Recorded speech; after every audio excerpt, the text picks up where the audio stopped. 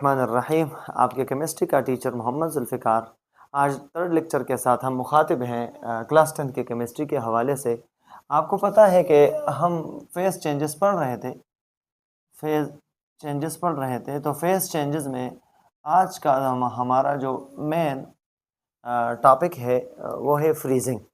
Freezing के हवाले से पढ़ेंगे कि व्हाट इज़ फ्रीजिंग एक्चुअली, और according to kinetic molecular theory और इंटरनल एनर्जी के पॉइंट ऑफ व्यू से फ्रीजिंग में क्या क्या चेंजेस रोनुमा होती है। अच्छा, फ्रीजिंग हमारे पास वो प्रोसेस है कि जिसमें हम किसी भी लिक्विड को हम कन्वर्ट करते हैं उसके सॉलिड स्टेट में। This is the process in which the liquid is converted into its solid state at its freezing point is called freezing। ये इसका थोड़ा बहुत डिफिनीशन था जो हमने पढ़ लिया। लिख भी लेता हूँ कि this is the process this is the process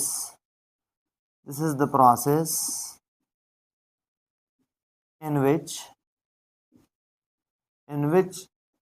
the liquid is converted into its solid state at its freezing point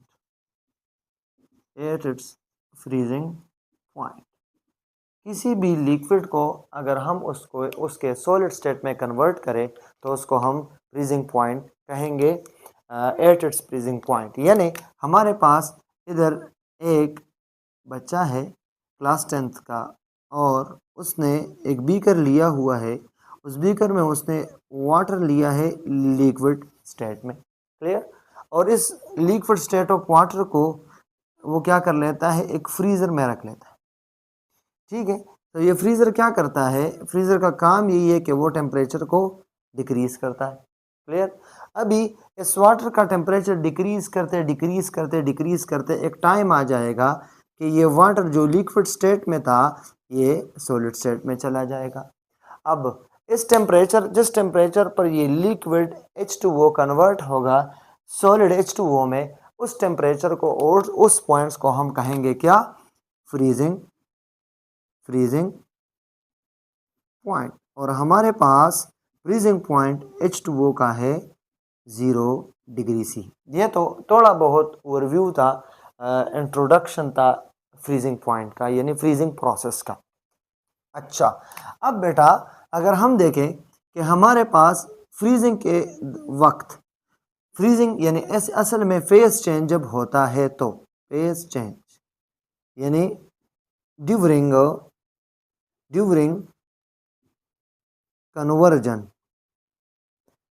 conversion of liquid जब सॉलिड में जाता है तो क्या क्या होता है, कन्वर्जन जब हो रहा होता है तो क्या क्या होता है। तो मैंने ये बात पिछले लेक्चर में भी आप लोगों को एक्सप्लेन की है कि फेज चेंज दो चीज़ों पर डिपेंड करता है। एक हमारे पास है काइनेटिक मॉलिक्यूलर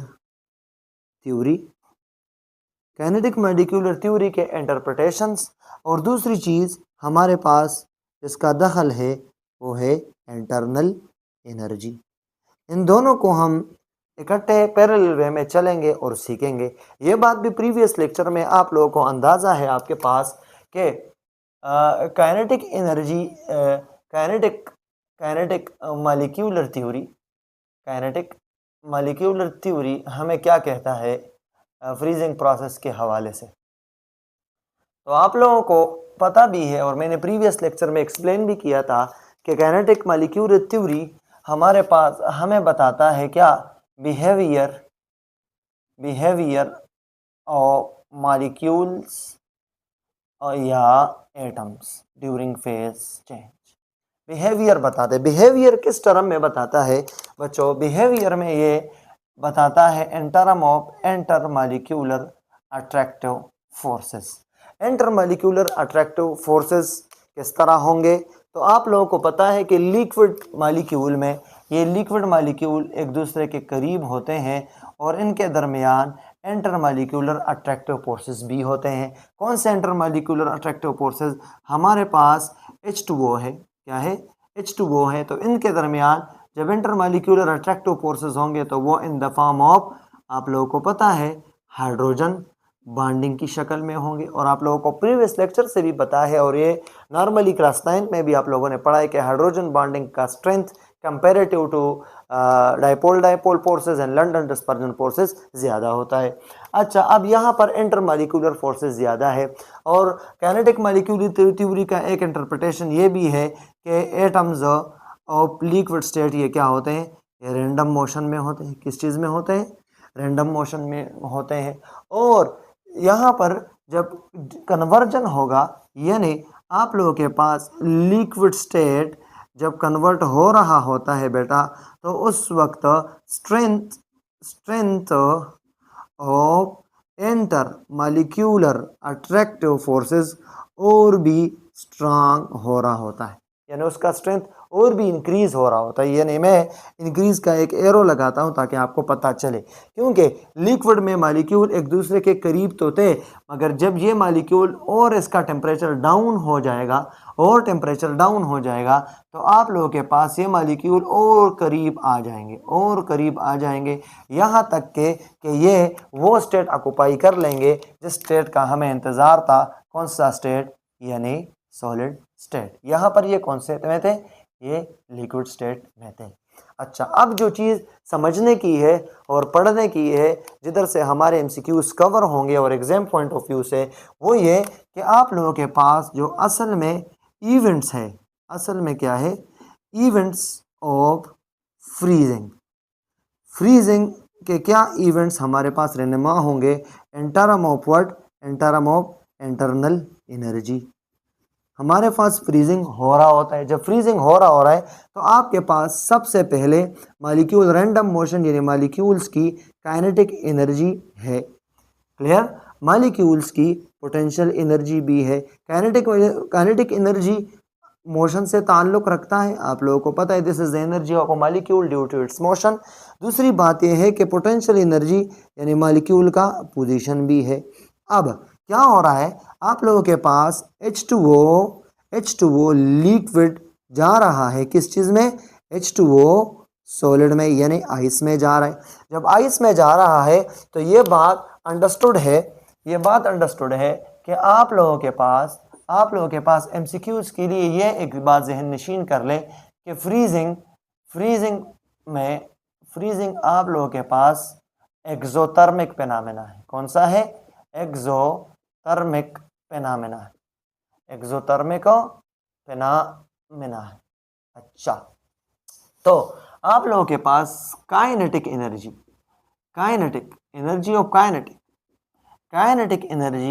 आप लोगों के पास फ्रीजिंग के दौरान डिक्रीज हो रही होती है। क्या हो रही होती है? डिक्रीज हो रही होती है। जब डिक्रीज हो रही होती है तो उस वक्त आप लोगों के पास बेटा, क्योंकि फ्रीजिंग हो रहा है, एक्सोथर्मिक फेनोमेना है, तो आप लोगों के पास पोटेंशियल एनर्जी भी डिक्रीज हो रही होती है। अच्छा, अब इस पोटेंशियल एनर्जी के हवाले से बहुत सारे लोगों की कन्फ्यूजन है कि किस तरह पोटेंशियल एनर्जी डिक्रीज हो रही है। तो बेटा एक चीज़ जहन में याद रख लें कि ये जो फोर्स ऑफ अट्रैक्शन है ना, ये बात थोड़ा सा मैं हाईलाइट करके आपको लिखता हूँ। फोर्स ऑफ अट्रैक्शन, आप लोगों के पास फोर्स ऑफ अट्रैक्शन, ये जो फोर्स ऑफ अट्रैक्शन है, ये फिजिक्स वालों को भी पता है, this is equal to the negative gradient of potential energy. What? Force of attraction is equal to negative gradient of potential energy. यानी आप लोगों के पास अगर फोर्स ऑफ अट्रैक्शन मालिक्यूल के दरमियान डेवलप हो रहा है, मालिक्यूल करीब आ रहे हैं, तो पोटेंशियल एनर्जी डिक्रीज होगी। अगर फोर्स ऑफ अट्रैक्शन मालिक्यूल के दरमियान कम हो रहा होता है तो पोटेंशियल एनर्जी इंक्रीज होगी। तो ये एक सिंपल सा ट्रिक है कि potential energy force of attraction is equal to negative gradient of potential energy. यानी आप लोगों के पास फोर्स ऑफ अट्रैक्शन मालिक्यूल के दरमियान आ रहा है, यानी मालिक्यूल यहाँ पर करीब एक दूसरे से दूर थे, लिक्विड के थे, इनके दरमियान फोर्स ऑफ अट्रैक्शन क्रिएट हो रहा है क्योंकि टेम्परेचर डाउन हो रहा है, मॉलिक्यूल एक दूसरे के करीब आ गए। तो यहाँ पर क्या पता चला कि फोर्स ऑफ अट्रैक्शन क्या हुआ, इंक्रीज हुआ मॉलिक्यूल के दरमियान, तो potential energy will be what, decreases. Clear, यहाँ तक बात अंडरस्टूड है। अब फेज चेंज आ गया, क्या हो गया, फेज चेंज शुरू हो गया, फेज चेंज शुरू हो गया। टेम्परेचर इतना डाउन हुआ, इतना डाउन हुआ कि H2O लिक्विड स्टेट का कन्वर्जन शुरू हुआ H2O सॉलिड स्टेट में। इस टेम्परेचर पर ये एक दूसरे के दरमियान क्या होते हैं, इनका डायनामिक इक्विलिब्रियम होता है, यानी इस टेम्परेचर पर ये लिक्विड सेम रेट के साथ कन्वर्ट होता है सॉलिड में, और ये सॉलिड H2O सेम रेट के साथ कन्वर्ट होता है किस चीज में, लिक्विड में। यहाँ पर kinetic energy, kinetic molecular theory और इंटरनल एनर्जी के कुछ इंपॉर्टेंट पॉइंट्स है, वो ये है कि इस स्पेस पर आप लोगों के पास kinetic energy of molecule is equal to what, constant. क्या, कांस्टेंट। अगर काइनेटिक एनर्जी कांस्टेंट है तो इस वक्त अगर हम टेम्परेचर मज़ीद डाउन करेंगे, मज़ीद क्या करेंगे, डाउन करेंगे, तो मज़ीद डाउन करने से ये जो फ्रीजिंग था, इधर मैंने एक्सप्लेन कर दिया 0 डिग्री सी, डाउन करने से ये -10 -4 -2 नहीं होगा। जो टेम्परेचर डाउन हो रहा है वो टेम्परेचर इस बात में यूटिलाइज हो रहा है कि जितना भी लिक्विड H2O है वो सॉलिड में कन्वर्ट हो जाए, क्योंकि जब काइनेटिक एनर्जी कांस्टेंट, मज़ीद डाउन टेम्परेचर किस चीज़ में यूटिलाइज हो रहा है, यूटिलाइज इन फेज चेंज। फेज चेंज में जो टेम्परेचर है मजीद डाउन करना, वो इसी में यूटिलाइज हो रहा है। तो आप लोगों के पास कुल मिला के बात यह है कि kinetic energy average is equal to temperature. तो इस वक्त टेम्परेचर कांस्टेंट होता है, मजीद टेम्परेचर जब मैं डाउन करूंगा तो ओवरऑल सिस्टम के टेम्परेचर पर इफेक्ट नहीं पड़ेगा। जो डाउन टेम्परेचर है वो यूज हो रहा है, काइनेटिक यूज हो रहा है इस लिक्विड को सॉलिड के कन्वर्ट करने में। तो बुक में भी यही लिखा है और लिटरेचर भी यही कहता है कि उस वक्त काइनेटिक एनर्जी एवरेज क्या होती है, कांस्टेंट होती है। और पोटेंशियल एनर्जी के हवाले से मैंने बता दिया कि पोटेंशियल एनर्जी जो है, पोटेंशियल एनर्जी आप लोगों के पास डिक्रीज होती है क्योंकि फोर्स ऑफ अट्रैक्शन अफेयर हो रहा है, डेवलप हो रहा है। जब फोर्सेस ऑफ अट्रैक्शन एटम्स के दरमियान आते हैं तो forces of attraction is equal to negative gradient of potential energy. Forces of attraction आ रहे हैं तो आप लोगों के पास पोटेंशियल एनर्जी ऑफ मॉलिक्यूल मजीद डिक्रीज हो रही है। So this is the whole story about what, freezing point यानी freezing process. Now come toward the next process which is deposition. हमारे पास डेपोजिशन एक और टॉपिक है, वो भी आप लोगों के पास एक्सोथर्मिक फिनोमेना है। क्या है, एक्सोथर्मिक फिनोमेना है। बहुत सिंपल है, अगर आप लोगों ने कंसेप्ट ले लिया तो कमेंट बॉक्स में हमें बताएं। कोई भी क्यूरी हो, कोई भी क्वेश्चन हो तो हमारी टीम आपको इंशाल्लाह एंटरटेन करेगी। Now come toward the next topic which is very very important, deposition. Deposition, अब डेपोजिशन क्या होता है, डेपोजिशन का एक सिंपल सा एग्जांपल भी आपको डेली लाइफ दूंगा, वो उससे भी समझ आ जाएगा। लेकिन थोड़ा सा ओवरव्यू आपको फ्रीजिंग की तरह दे दूं। डेपोजिशन, डेपोजिशन ये वो प्रोसेस है बच्चों कि आप लोग गैस कन्वर्ट हो जाता है किस चीज़ में, सॉलिड स्टेट में। तो ये वो प्रोसेस है डेपोजिशन। ये भी एक फेज चेंज है, एक फेज चेंज है, ये बात अंडरस्टूड है। और इसमें द प्रोसेस, ये वो प्रोसेस है, द प्रोसेस in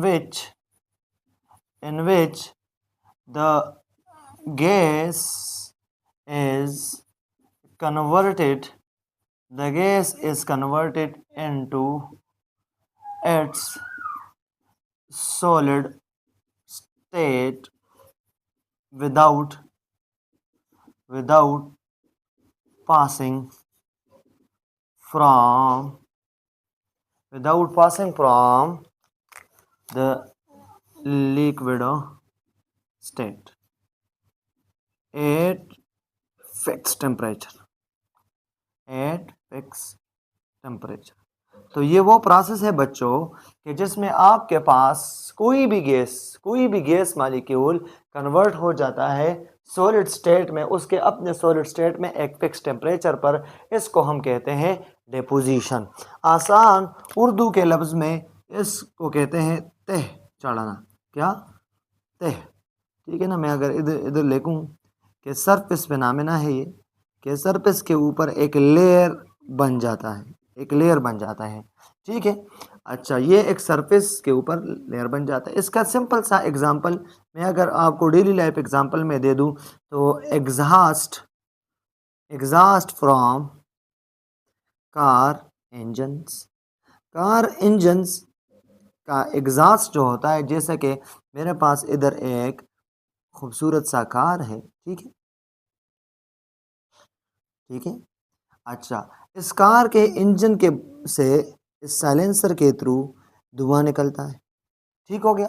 अब जब ये धुआं निकलता है तो आपके पास इंजन के अंदर एक रिएक्शन होता है स्पेसिफिक, जिसको कहते हैं कंबशन रिएक्शन। अच्छा, अब कंबशन रिएक्शन के रिजल्ट में आप लोगों के पास बनते हैं क्या, कार्बन सूट्स। क्या, कार्बन सूट्स, ब्लैक धुआं। अब जब ये धुआं निकलता है बेटा, तो ये धुआं इंजन से गैस के फॉर्म में, कार्बन का क्या होता है, गैसीय स्टेट होता है। जब वो आके सलेंसर तक पहुंच जाते हैं तो ये कूल डाउन हो जाता है और यही कार्बन सॉलिड स्टेट में कन्वर्ट हो जाता है। तो सलेंसर के साइडों पर आपको एक तह नज़र आ रहा होता है ब्लैक कार्बन सूट्स का, तो ये आपके पास गैसियस कार्बन कन्वर्ट हो गया किस चीज़ में, उसके सॉलिड स्टेट में। ये एक डेली लाइफ एग्जांपल था इस चीज़ का, डिपोजिशन का। डिपोजिशन के बहुत सारे एग्जांपल्स आप लोगों डेली लाइफ में देख सकते हैं। अभी हम मज़ीद इसके हवाले से पढ़ेंगे। मज़ीद अगर हम काइनेटिक मॉलिक्यूल थ्योरी के इंटरप्रिटेशंस को पढ़ें या उसके इंटरनल एनर्जी के हवाले से पढ़ेंगे तो आपको समझ में आ जाएगा आसानी के साथ। अभी आप लोगों को पता है कि हमने जितने भी बच्चों फेस चेंजेस पढ़े हैं, तो फेस चेंजेस के दौरान बहुत सी चीज़ें चेंज होती है, बहुत से पैरामीटर्स को देखना पड़ता है। हमने बेसिक डिफिनीशन तो सीख लिया, तो काइनेटिक मॉलिक्यूलर थ्योरी के इंटरप्रिटेशन कुछ ना कुछ टच करेंगे कि काइनेटिक मॉलिक्यूलर थ्योरी क्या कहती है इसके हवाले से। काइनेटिक मॉलिक्यूलर थ्योरी आप लोगों को पता है कि काइनेटिक मॉलिक्यूलर थ्योरी हमें बिहेवियर ऑफ एटम बताता है, बिहेवियर ऑफ मॉलिक्यूल बताता है, और behaviour of molecule and term of किस चीज़ में बताता है, एंटर मॉलिक्यूलर अट्रैक्टिव फोर्सेस के जरिए बताता है। अब गैसेस मॉलिक्यूल के दरमियान inter molecular forces, kinetic molecular theory का इंटरप्रिटेशन ये है कि गैस मॉलिक्यूल के दरमियान, गैस मॉलिक्यूल्स के दरमियान inter molecular attractive forces, inter molecular attractive forces जो है वो तकरीबन नेग्लिजिबल होते हैं। क्या होते हैं, नेग्लिजिबल होते हैं, यानी बहुत ज़्यादा ना होने के बराबर होते हैं। ठीक है, यानी मॉलिक्यूल एक दूसरे से बहुत ज़्यादा दूर होते हैं, बहुत ज़्यादा दूर होते हैं, तो इनके दरमियान inter molecular forces of attraction तकरीबन ना होने के बराबर होता है या बहुत ज़्यादा वीक होता है। क्या होता है, वीक अट्रैक्टिव फोर्सेस होते हैं। ठीक है, गैस मॉलिक्यूल के दरमियान। अब जब वीक अट्रैक्टिव फोर्सेस होते हैं तो दूसरा एजम्पशन यह है कि गैस मॉलिक्यूल्स, गैस मॉलिक्यूल्स का मोशन भी क्या होता है, रैंडम मोशन होता है। क्या होता है, रैंडम मोशन होता है। और गैस मॉलिक्यूल का रैंडम मोशन की वजह से इनकी कंपैरेटिवली काइनेटिक एनर्जी क्या होती है, ज़्यादा होती है। किस चीज़ से, सॉलिड से और लिक्विड से, ये भी हमें पता है।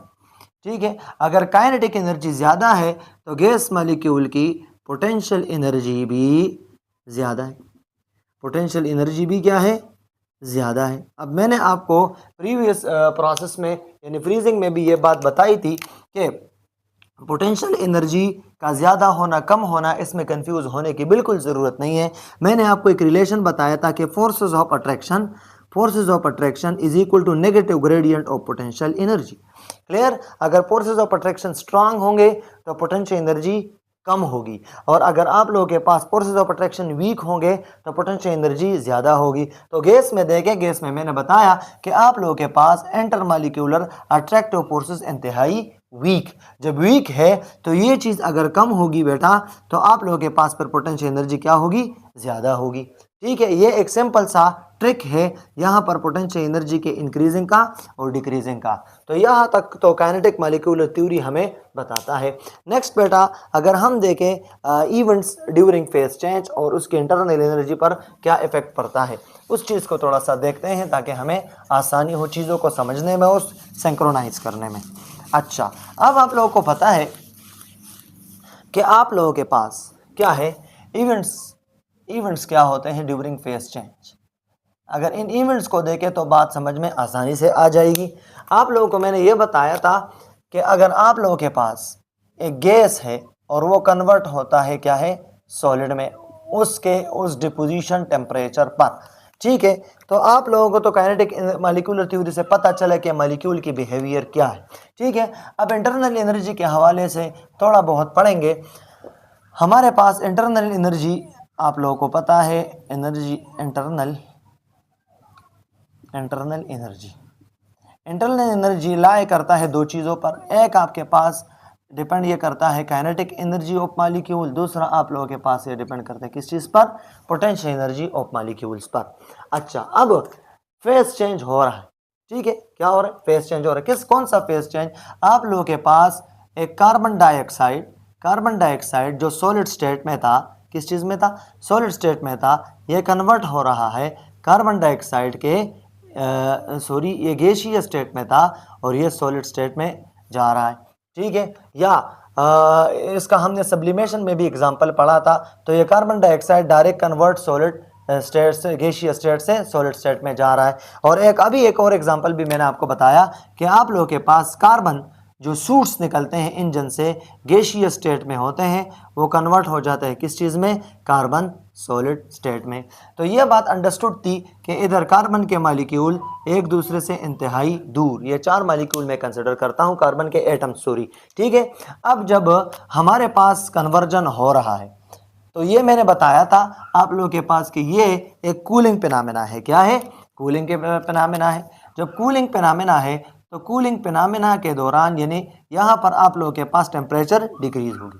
जब टेम्परेचर डिक्रीज होगी तो मॉलिक्यूल एक दूसरे के करीब आने शुरू हो जाएंगे। जब करीब आने शुरू हो जाएंगे तो आप लोगों के पास एंटर मॉलिक्यूलर अट्रैक्टिव फोर्सेस क्या हो जाएंगे, डेवलप्ड हो जाएंगे। क्या हो जाएंगे, डेवलप्ड हो जाएंगे। मॉलिक्यूल करीब आ रहे हैं। एक वक्त आ जाएगा कि मॉलिक्यूल एक दूसरे के इतने करीब आ जाएंगे कि इन लोगों के पास इंटर मॉलिक्यूलर अट्रैक्टिव फोर्सेस इतने स्ट्रांग हो जाएंगे कि ये नज़र आ जाएंगे कि ये किस चीज़ में है, ये सॉलिड स्टेट में है।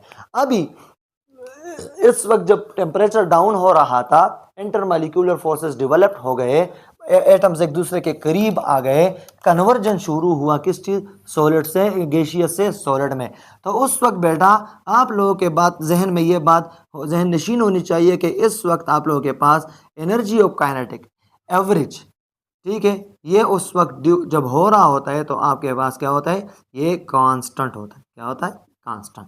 Kinetic energy becomes constant. If kinetic energy is constant तो आप लोगों को पता है कि kinetic energy average is directly proportional to the absolute temperature. तो उस वक्त आप लोगों के पास टेम्परेचर का जो पैरामीटर है बेटा, ये भी आप लोगों के पास क्या होगा, ये भी कांस्टेंट हो जाएगा। अब सवाल जहन में आता है कि यहाँ पर अगर हम टेम्परेचर मज़ीद डाउन करेंगे तो टेम्परेचर डाउन नहीं होगा, टेम्परेचर कांस्टेंट ही रहेगा, मगर जो टेम्परेचर जो डिग्री ऑफ टेम्परेचर डिक्रीज हो रहा है वो इस टेम्परेचर के मैग्नीट्यूड को कम नहीं करता, बल्कि वही एनर्जी इस चीज़ में यूज़ हो रही है कि ये कार्बन जो गैसीय स्टेट में है ये सॉलिड स्टेट में चला जाए। बात समझ आ रही है। वही प्रीवियस कंसेप्ट जो फ्रीजिंग में, कंडेंसेशन में, बॉइलिंग में और मेल्टिंग में हमने पढ़ा था, वही कंसेप्ट इधर भी है कि एट फेज चेंज जब हो रहा होता है उस वक्त आप लोगों के पास काइनेटिक एनर्जी एवरेज क्या होता है, कांस्टेंट, टेम्परेचर कांस्टेंट। उस वक्त जब एक चीज़ सॉलिड में चली गई तो उस वक्त आप लोगों के पास बेटा पोटेंशियल एनर्जी क्या है, पोटेंशियल एनर्जी की क्या पैरामीटर्स है, ये चेंज होगी, इंक्रीज होगी, डिक्रीज होगी। तो फिर मैं आपको बता रहा हूं कि forces of attraction is equal to negative gradient of potential energy. आप लोग जहन में ये डालें कि जब सॉलिड स्टेट बन गया तो आप लोगों के पास सॉलिड के अंदर फोर्सेस ऑफ अट्रैक्शन स्ट्रांग है या वीक है। तो जवाब ये आना चाहिए कि सॉलिड के मॉलिक्यूल्स के अंदर आप लोगों के पास या एटम्स के अंदर फोर्सेस ऑफ अट्रैक्शन स्ट्रांग। जब फोर्सेस ऑफ अट्रैक्शन स्ट्रांग तो potential energy will be decreases. So this is the whole story about deposition process. तो ये हमारे पास डिपोजिशन प्रोसेस था, उसके पोटेंशियल एनर्जी के हवाले से, उसके काइनेटिक एनर्जी के हवाले से। आपको कोई भी क्वेश्चन हो, कोई भी क्यूरी हो, एमसीक्यूज हवाले से आप एक पॉइंट पढ़ सकते हैं, इंशाल्लाह आपको हेल्प मिलेगा। तो ये हमारा आखिरी पेज कन्वर्जन था डिपोजिशन। इंशाल्लाह मिलेंगे नेक्स्ट लेक्चर में जो हमारा है heating curve and cooling curve. अपना ख्याल रखें। Thank you.